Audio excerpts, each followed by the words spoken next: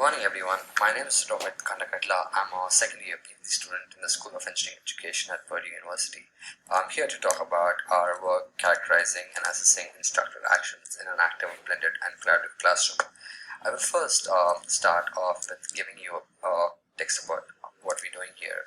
Freeform is an innovative, active, blended and collaborative learning environment applied to sophomore level dynamic classes in mechanical engineering at Berger University. The course is offered in fall, spring and summer, but often taken by students in the spring semester. Since 2009, when the freeform learning environment was applied to the dynamic class, we've seen noticeable gains in the freeform classes. The rate of the percent of students earning non-passing DFW, which is the DFW rate as we call it, has been reducing, and we believe that this is a very successful classroom due to the implementation of this innovative learning environment. The purpose of our study is one crucial component of the freeform environment is the instructor themselves and their teaching approach in the classroom. Also, there are many studies that talk about how the benefits of an active, blended and collaborative classroom, but very few describe what a typical active blended classroom looks like in practice.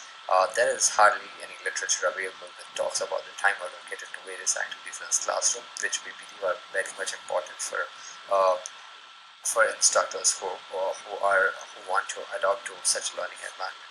So our goal for this study was to understand what happens during a typical freeform class meeting from the perspective of the instructor.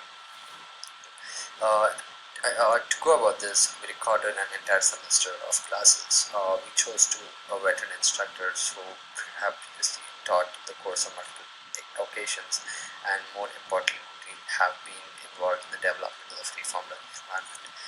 We believe that the one reason also for choosing them is both of them have demonstrated similar structure to the freeform environment, and we believe it will be a good way to start recording their classroom videos.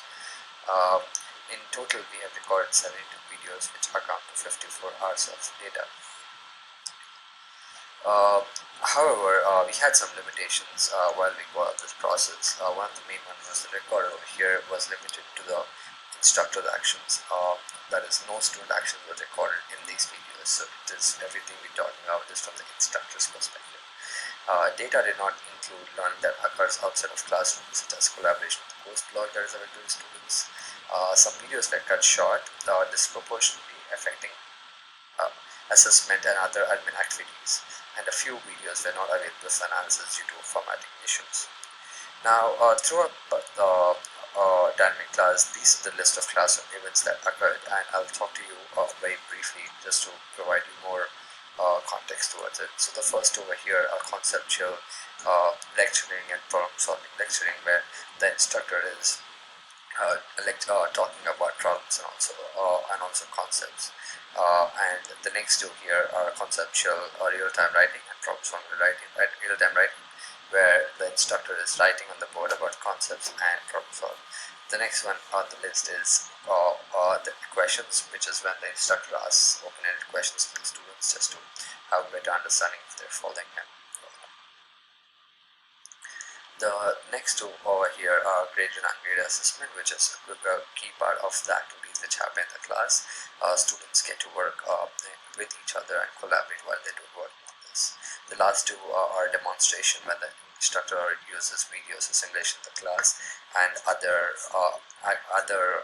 administrative tasks, or when maybe the instructor is late, such as something which might not be included in the other events can be included as other. So now we coded all the videos we have based on the events over here, and after analysis we came up with the following table.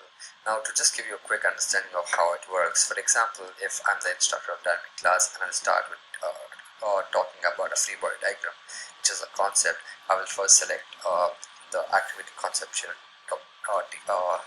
talking and lecturing, and next, if I'm doing a problem of free body diagrams, then I can just move on to problem solving RTW. And then if I have some demonstrations in the class, then I'll click demonstration, and if I'm returning some homeworks at the end of the class, I can just go to admin. So this is how we select these activities. Now what you see in this table is an average time spent throughout the semester on each of these activities by both the instructors together.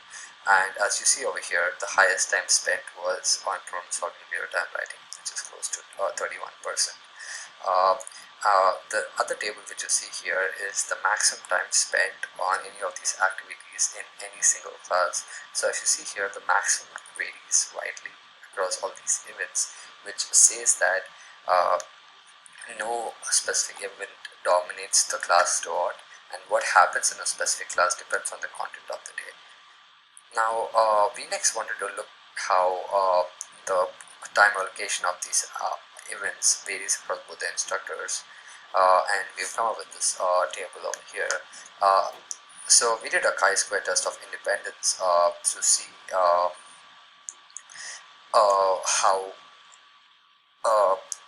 how the instructors varied in their instruction, and the null hypothesis were rejected, which says there was the instructors had their own distinct styles. However, this wasn't the case for demonstration here, but which is not unexpected because chi-square test is sensitive towards large sample size, and our sample size here was every second of video data coded, which was more than 100,000 seconds of data. However, we also looked at the FX sizes to understand more about this, and if you see, all the FX sizes are less than 0.1, which is the minimum threshold for small FX as listed by Cohen. This says that even though the instructors show distinct instruction styles, the difference between that was not a lot.